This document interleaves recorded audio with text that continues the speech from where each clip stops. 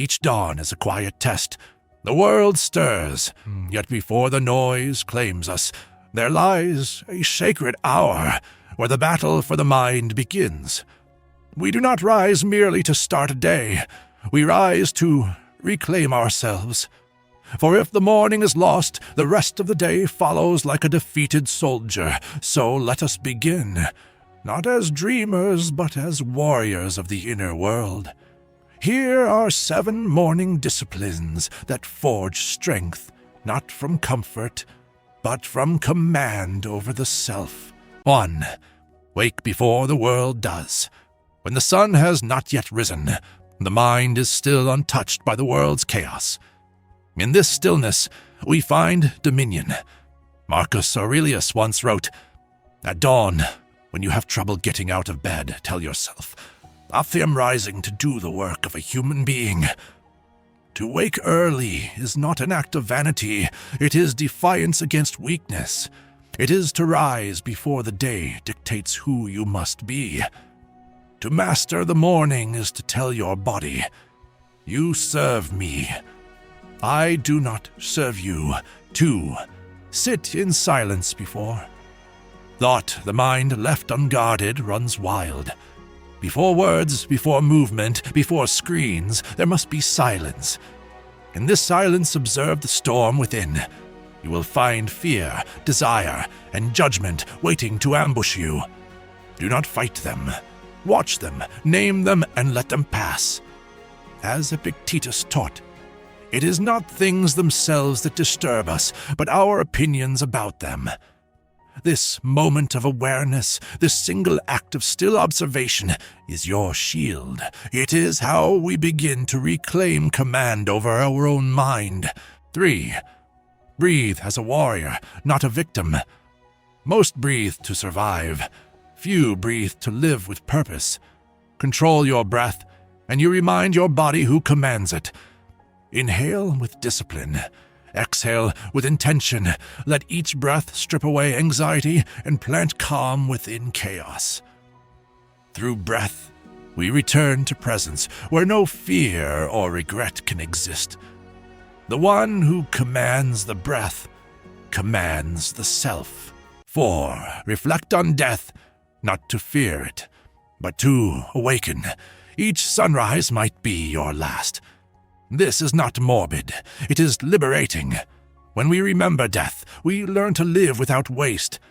Seneca once wrote, "Let us prepare our minds as if we'd come to the very end of life. Let us postpone nothing. So before the day begins, remember your mortality.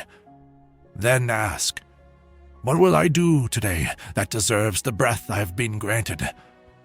This reflection sharpens the soul like a blade. It cuts through pettiness and reminds us of what truly matters. 5. Set intentions, rooted in virtue, not an outcome. We cannot control fortune, but we can control conduct. We cannot command results, but we can command effort. Each morning, set not goals of gain, but of greatness. Let your purpose be to act with wisdom, justice, courage, and self-discipline, whatever the world brings. As one philosopher said, waste no more time arguing what a good man should be. Be one.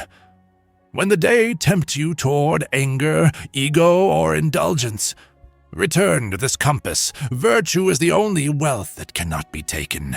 6. Strengthen the body to strengthen the will. The body is the mind's servant, and the mind is the world's ruler. Discipline the flesh, and the spirit obeys. Exercise not for vanity, but for vigor. Endure discomfort, for it tempers the will. Each drop of sweat is proof that weakness has been burned away. When fatigue whispers, "Stop," remember, the mind decides what is possible, and the mind must never kneel before the body. 7. Express gratitude as a warrior's prayer. Before stepping into the noise of the world, pause. Look upon your life, its trials, its scars, its blessings, and give silent thanks. Gratitude is not the act of ignoring hardship. It is the art of recognizing that hardship is the ground upon which strength is built. Marcus Aurelius wrote, "The impediment to action advances action. What stands in the way becomes the way." To thank life for its obstacles is to declare mastery over suffering. So begin each morning with quiet gratitude for the battle ahead and for the chance to fight it well. And thus the morning ends, not with noise but with readiness. While others wander aimlessly through their routines, we move with intention. Our habits are not rituals of comfort, they are acts of defiance against chaos. We rise not to chase the world, but to rule the only empire that truly matters, the empire within.